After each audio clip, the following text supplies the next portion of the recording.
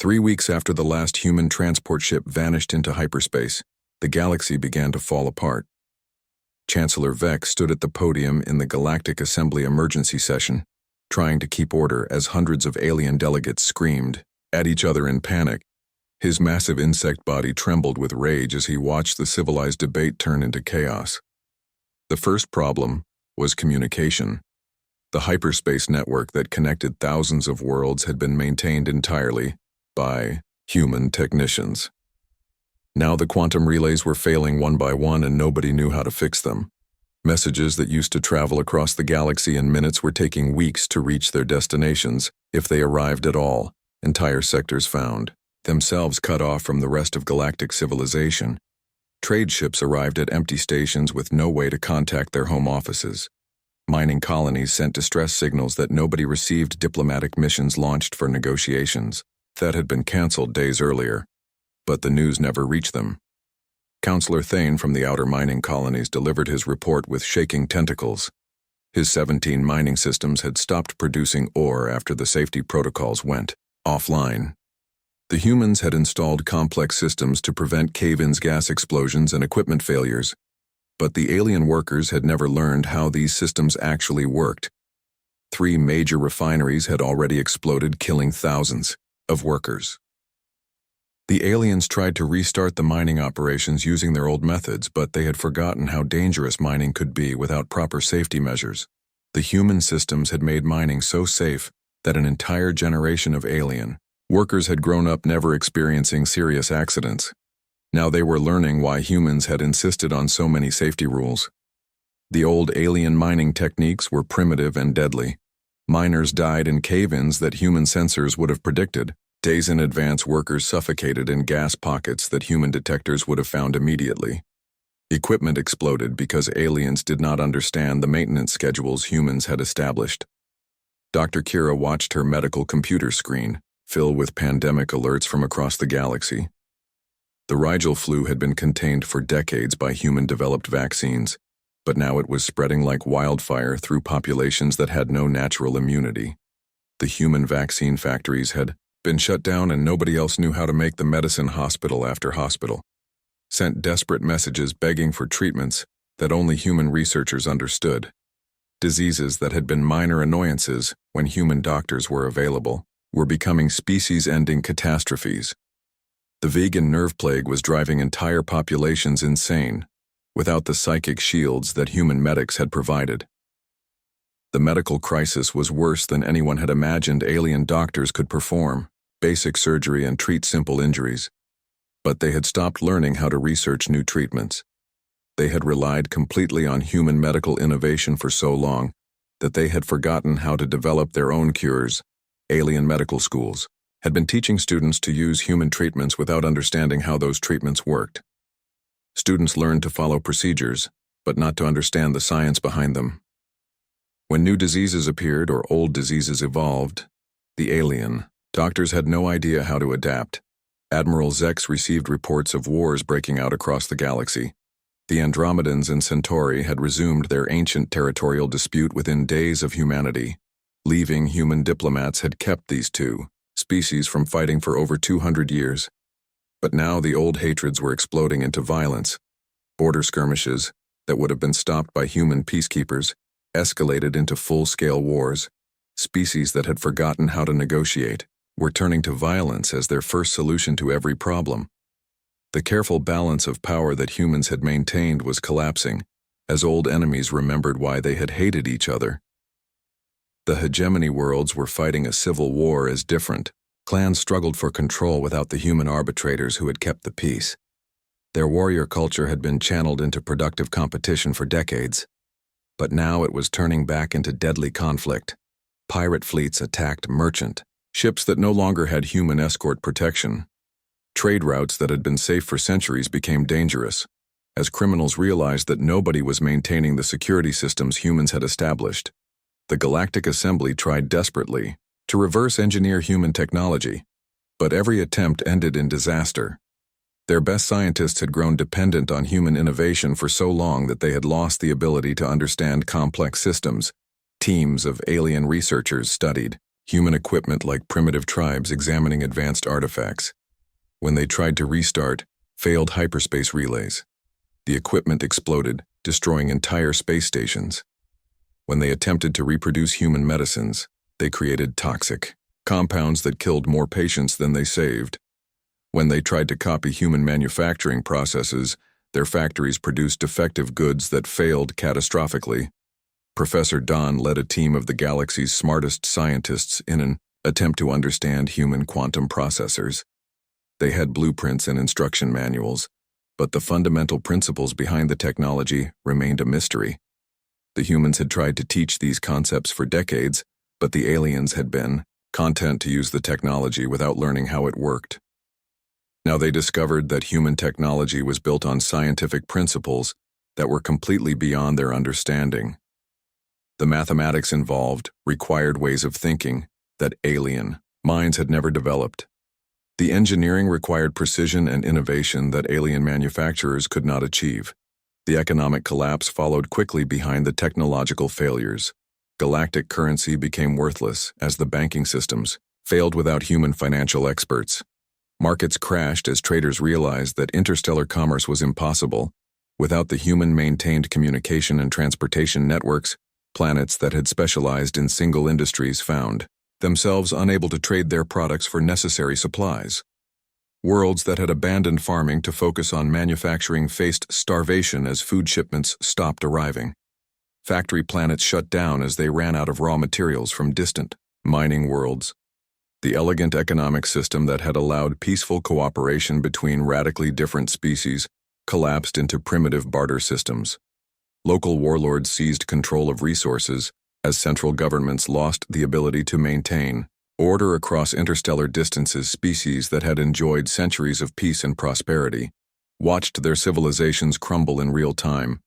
The technological marvels they had taken for granted stopped working one by one. The social systems that had prevented conflict and maintained order fell apart without human guidance. Chancellor Vex finally managed to restore some order to the assembly session, but the reports from across the galaxy painted a picture of comprehensive collapse. The great galactic civilization that had seemed so advanced and sophisticated was revealing itself to be completely dependent on human expertise. As the session ended in chaos, delegates scattered to try to save their own worlds from the growing crisis. Nobody wanted to admit the obvious truth that was staring them in the face. The galaxy had not lost a member species. They had lost the foundation that held their entire civilization together. Without human engineers, their technology was failing. Without human doctors, their populations were dying. Without human diplomats, their conflicts were escalating into wars. Without human scientists, they could not solve the problems that were destroying them. The first cracks were spreading, and everyone could see that much worse was coming. 2 years after humanity left the galaxy, Minister Dayun sat in the observer gallery of what remained of the Galactic Assembly. She was one of the few humans who had stayed behind to document the collapse, and her reports to Earth detailed how species after species discovered that their civilizations were built on foundations of sand. Only half the original member species could still attend the emergency sessions. The others had either destroyed themselves in civil wars or retreated to their homeworlds as their technology failed beyond repair. The grand chamber that once hosted delegates from 1,000 worlds now echoed with the desperate voices of survivors. The hegemony worlds had suffered the most spectacular collapse. Their proud, warrior culture had depended entirely on human-designed weapons and human-maintained starships. When the technology began failing, their ancient clan rivalries erupted into savage civil wars that tore their society apart from within. General Core stood before the remaining delegates describing how his once mighty fleet had been reduced to scrap metal, floating in space. The quantum drives that powered their warships had shut down one by one without human technicians to maintain them. The energy weapons that had made them feared across the galaxy had exploded in their own gunports. The hegemony soldiers tried to fight using primitive weapons, but they had forgotten how to wage war without advanced technology. Their tactics had been built around overwhelming firepower and superior mobility. When those advantages disappeared, they found themselves helpless against enemies using simple kinetic weapons and chemical explosives. Entire star systems that had been under hegemony control for centuries rebelled against their weakened overlords.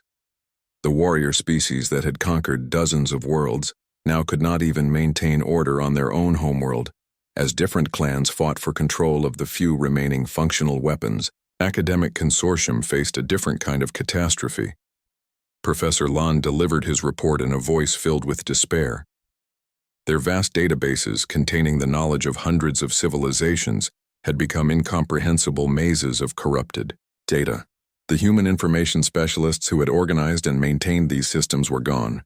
Generations of alien scientists had focused on narrow specializations, assuming that the broader knowledge would always be available in the databases. Now they discovered that without human guidance, they could not even access the information they needed. Research programs that had operated for thousands of years ground to a halt. The quantum physics research station at Vega had exploded when scientists tried to restart experiments without understanding the safety protocols. The biological research facility on Kepler had released a plague that killed half the planet when alien researchers mishandled specimens that humans had safely contained. For decades, universities across the galaxy closed as professors realized they could no longer teach subjects they did not truly understand. Students who had been learning advanced concepts discovered that their teachers had simply been repeating human discoveries without comprehending the underlying principles. Dr. Kira stood before the Medical Alliance Emergency Council, describing a catastrophe that was spreading faster than anyone had imagined. The Altair respiratory syndrome had mutated into something that was killing entire species. The crystalline beings of the outer reach were facing extinction as the disease dissolved their silicon-based bodies. The vegan neural parasites had broken free from the psychic containment fields that human doctors had maintained for generations. Entire civilizations were falling into madness as the parasites drove their populations insane.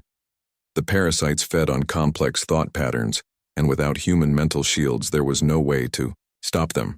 Hospitals that had operated for centuries were closing, as alien doctors realized they could not treat diseases without human medical knowledge. The sophisticated diagnostic equipment sat silent because nobody understood how to calibrate or repair it. Medical schools shut down because teachers could no longer explain how treatments actually worked. The plague spreading through the Centauri colonies was particularly horrific because it had been completely preventable. The human vaccine had kept it contained for decades, but the alien medical facilities had never learned to manufacture the vaccine themselves. Now millions were dying from a disease that should have been eliminated. Generations ago, trade networks that had connected the galaxy for thousands of years collapsed into chaos. Captain Yim reported that pirate fleets now controlled most of the remaining hyperspace routes. The elegant economic systems that had allowed peaceful cooperation between different species had devolved into primitive barter and warfare mining operations across the galaxy, had stopped producing essential materials because the safety systems had failed and the extraction equipment had broken down. Factory worlds sat empty because they could not get raw materials from distant mines.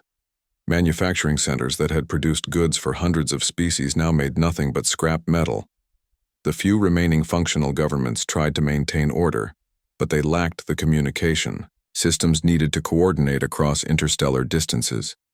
Messages between worlds took months to arrive if they arrived at all. Local warlords seized control of resources as central authority collapsed. Dayan watched species after species retreat into isolation as they lost the ability to maintain interstellar civilization. The elegant starships that had carried them between worlds became useless when their hyperspace drives failed. The space stations that had served as trade hubs and diplomatic centers were abandoned as life support systems broke down. Some species tried to adapt by rebuilding their civilizations, using technology they could actually understand and maintain. The Terran Collective occasionally provided limited assistance to these efforts but made it clear that the age of human servitude was permanently over. Any help would come on human terms, with full recognition of what humanity had contributed.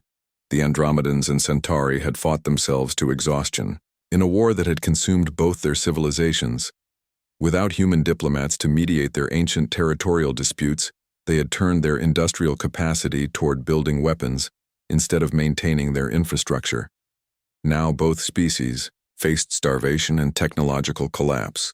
The outer colonies had fragmented into dozens of independent systems that could barely maintain spaceflight. Most had reverted to agricultural societies that could not support their populations without the advanced farming techniques that human advisors had taught them. Famine spread across worlds that had been prosperous for centuries. Admiral Vex delivered the final military report describing how the galactic defense networks had completely collapsed. Without human coordination, the various species could not cooperate to maintain security. The ancient automated defense platforms built by long-dead civilizations had shut down without human maintenance. Alien criminals and pirates operated freely across space that had once been patrolled by joint task forces. The few remaining functional military units could not communicate with each other or coordinate their actions. Entire sectors of space had become lawless zones where violence was the only form of governance. Diane wrote her final report to Earth describing a galaxy that had learned too late what it meant to lose the species that had held everything together. The great galactic civilization had revealed itself to be an elaborate illusion sustained by human competence and cooperation. The aliens had mistaken their dependency for partnership and their reliance for strength. They had assumed that human contributions were somehow natural or inevitable rather than the result of exceptional ability and generous cooperation. They had taken for granted the very foundation that made their civilization possible. Now they were paying the price for that assumption as their worlds went dark. Their populations died, and their societies collapsed into chaos. The galaxy that had dismissed humanity as useful servants was discovering that they had been utterly dependent on capabilities they had never bothered to understand or develop themselves. 6 months after humanity left the galaxy, Chancellor Vex authorized the first desperate mission to Earth. Captain Yuna commanded the diplomatic vessel Harmony Edge, carrying representatives from 12 different species on what they hoped would be a successful negotiation. The galaxy was dying, and everyone knew that only humanity could save it. The journey to Earth took 3 weeks, using the few remaining hyperspace routes that still functioned. Their ship limped through space using backup systems and emergency power. The elegant vessel that had once been a symbol of galactic cooperation now looked like a broken wreck held together by spare parts and hope. When they finally reached the Sol system, Captain Yuna could not believe what she was seeing. Massive defense platforms surrounded every planet and moon. Their weapons were unlike anything in galactic databases tracking the diplomatic ship from the moment it entered the system. The technology looked impossible, even by human standards. Mars had been completely transformed from a red desert world into a fortress covered with installations that defied physics. The planet bristled with structures that seemed to bend space around them. Energy readings showed power outputs that should have been impossible. The red planet now glowed with artificial aurora that painted the space around it in colors that hurt to look at. The asteroid belt hummed with mining operations that extracted resources at incredible rates. Entire asteroids vanished in minutes as human machines consumed them and transformed them into materials that did not exist in any galactic database. The mining ships moved through space like living things, following paths that made no mathematical sense. But Earth itself was the most shocking sight of all. The blue-green world they remembered had been replaced by something that gleamed like a jewel in space. Its continents had been reshaped by engineering projects that spanned entire hemispheres. City-sized structures floated in the atmosphere, connected by bridges made of solid light that stretched between floating islands. The planet looked alive in ways that no world should be. The oceans moved in patterns that suggested intelligence. The clouds formed geometric shapes that shifted and changed like thoughts made visible. The atmosphere itself seemed to be breathing as if the entire world had become a single living organism. Ambassador Jiho met them in a space station that appeared around their ship without warning. One moment they were flying through empty space, and the next, they were inside a structure that had not been there seconds before.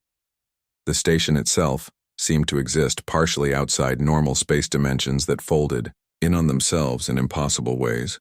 Jiho looked human, but something fundamental had changed about him. His eyes held depths that seemed to contain entire galaxies, and his movements suggested perfect control over forces that galactic science could not understand. When he spoke, His voice carried harmonics that resonated in frequencies that should not have been audible. The negotiation took place in a room where the walls showed views of distant galaxies, as if they were windows. The galactic delegation offered everything they could think of: territory that had never been given to any species, resources from the richest worlds in the galaxy, trade agreements that would make humanity wealthy beyond measure. They promised humanity equal representation in the Galactic Assembly, with guaranteed voting rights on all major decisions. They offered to make humans the senior partners in galactic governance with veto power over any policy. They begged humanity to return and save the civilization that was crumbling without them. The representatives spoke of the billions who were dying without human medical care. They described worlds going dark as technology failed without human engineers. They told of wars spreading across the galaxy without human diplomats to maintain peace. They painted a picture of complete civilizational collapse. Jiho listened with the patience of someone watching children argue over broken toys. His expression never changed as they made offer after offer, each more desperate than the last. He seemed to be looking through them rather than at them, as if they were transparent shadows of something that had once been important. When the delegation finished their desperate pleas, Jiho gave his response in words that shattered their hopes. Humanity had evolved beyond the need for galactic civilization. During their isolation, they had solved problems that had plagued them since they first reached for the stars. They had transcended the limitations that had once made them useful to other species. The humans no longer needed the galaxy for resources or knowledge or companionship. They had become something that operated by rules the galaxy could not understand. The species that had once served as engineers and mediators had transformed into something that viewed the entire galactic civilization as an irrelevant curiosity. From their past, Jiho explained that humanity bore no anger toward the galaxy. They simply had no interest in returning to solve problems for species that had taken their help for granted.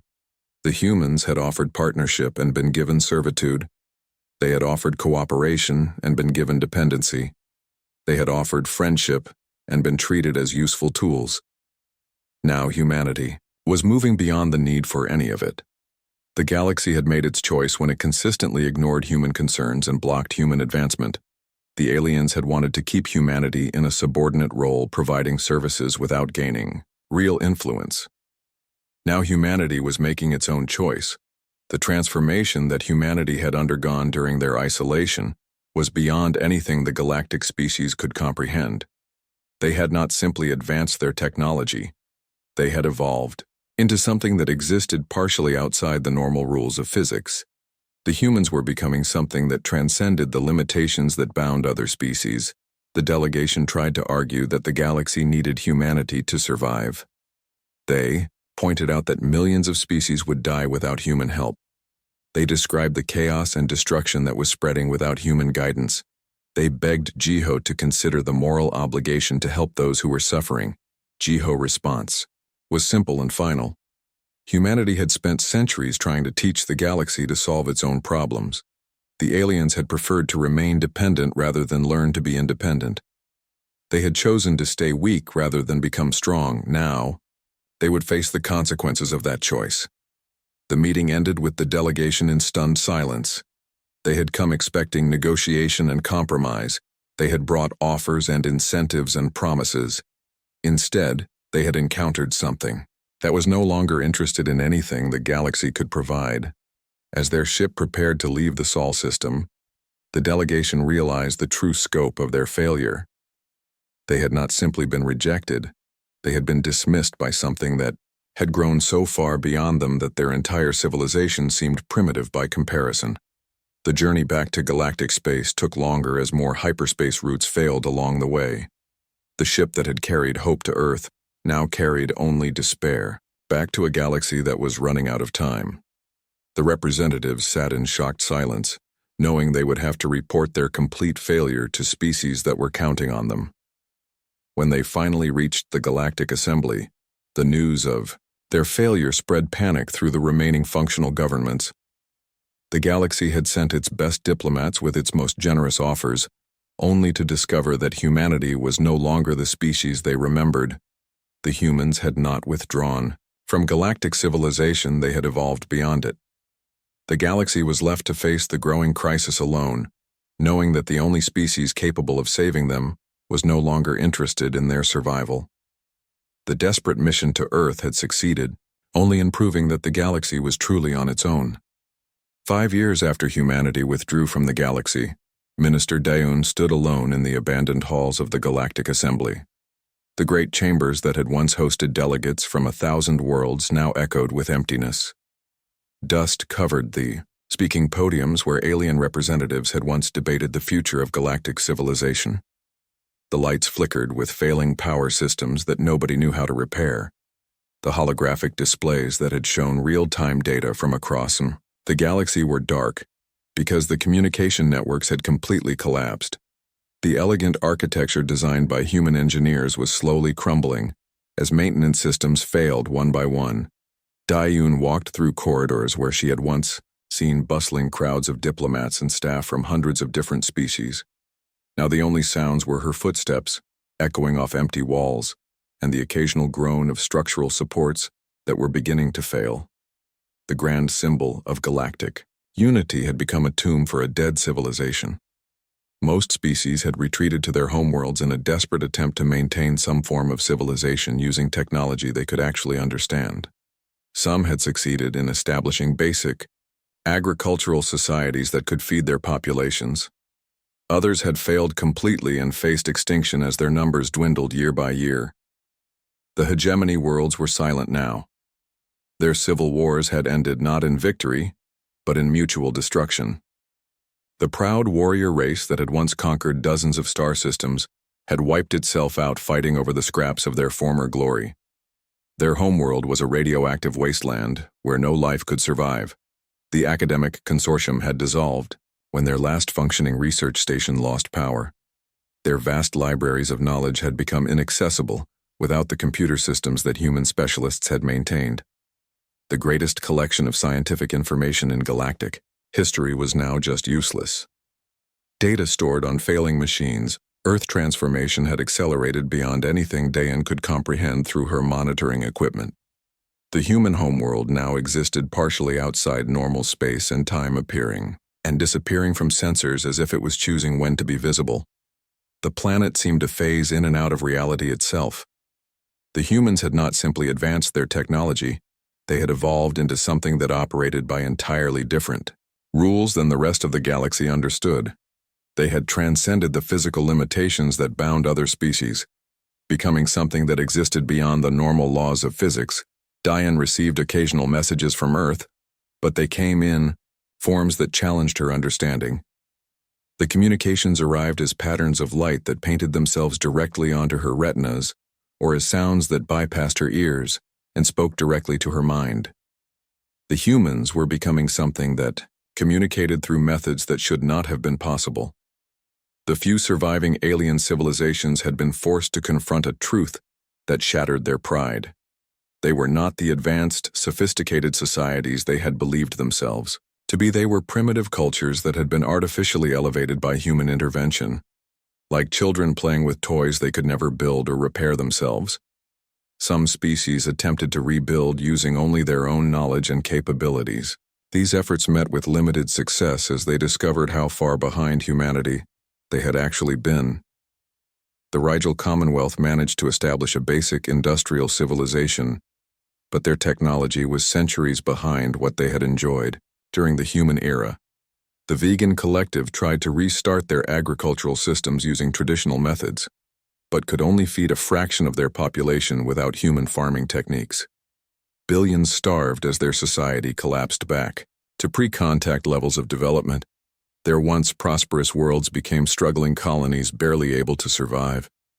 The Terran Collective, composed of humans who had remained in the galaxy, occasionally provided assistance to species that were trying to rebuild.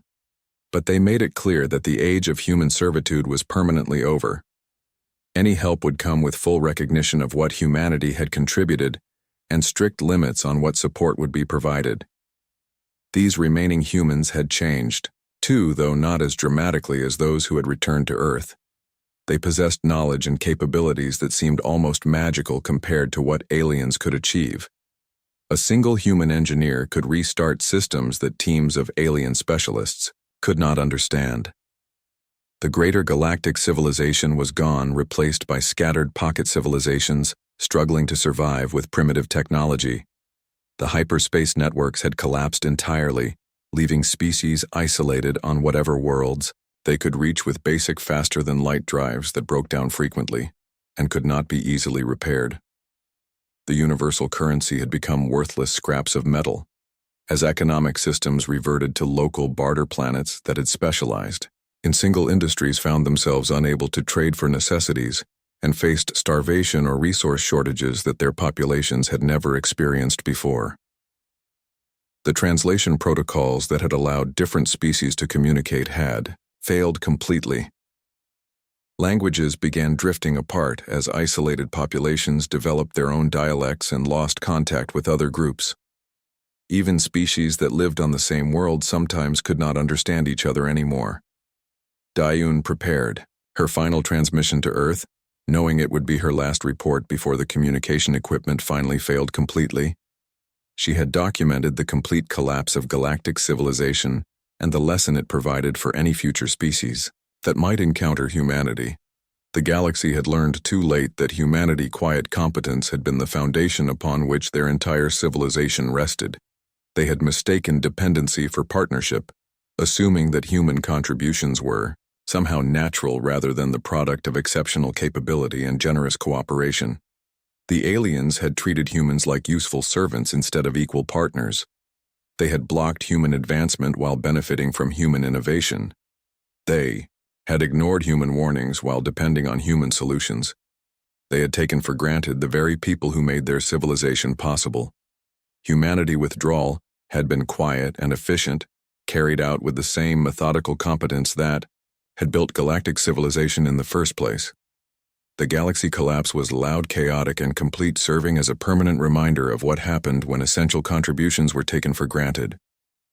The surviving species faced a choice between accepting their limitations and trying to rebuild within them or continuing to deny reality until they destroyed themselves completely.